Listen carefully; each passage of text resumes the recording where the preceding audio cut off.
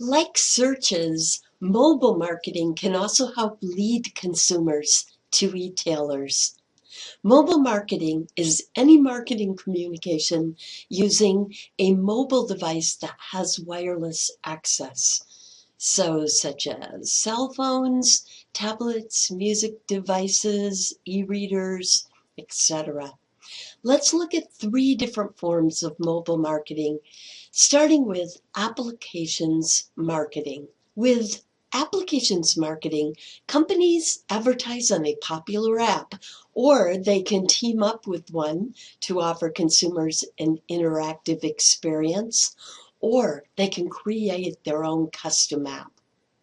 For example, Foursquare, a location-based social networking website, and American Express teamed up in a campaign where consumers received a discount on their bill if they checked in at a store using the Foursquare app and then charged a purchase with their American Express card. Alternatively, a company may create its own custom app. For example, Time Warner Cable's mobile app lets users watch TV live, check listings, and set DVR recordings remotely. QR codes. QR stands for a quick response code, right? QR codes are two-dimensional matrix box barcodes read by mobile devices. So, for example, Southwest Airlines offers an electronic QR boarding pass as an alternative to a paper one. SMS marketing. SMS stands for Short Message Service. SMS marketing uses text messages to reach consumers. For example, Procter & Gamble reached parents in the Philippines by texting them baby care tips. As an incentive to allow the text to keep coming, parents could earn points toward baby-related merchandise and enter contests. Internet advertising also helps to direct consumers to e-tailers. So let's look at 5 of these.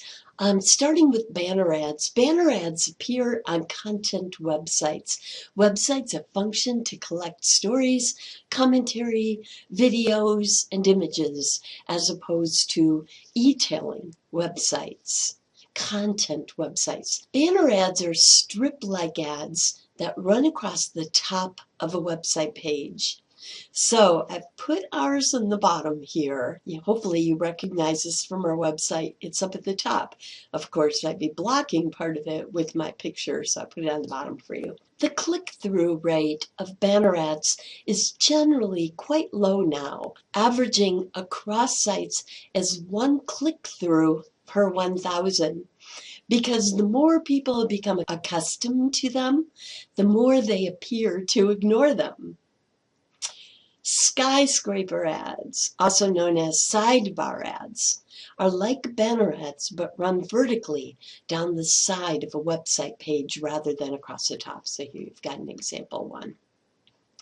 These ads are generally more effective than banner ads because they are more difficult to ignore with scrolling. They have a current click-through rate of 10 per 1,000. A pop-up ad appears in its own window when a website is opened, obscuring the overall website. A pop-under ad appears in its own window after a user closes the overall website. And a floating ad appears when a user loads the overall website by flying over the page.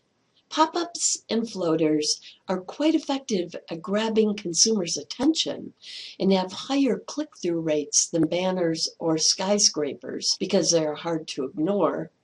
But they also tend to irritate consumers, right? Yeah, because they cover content and must be moved or closed to proceed.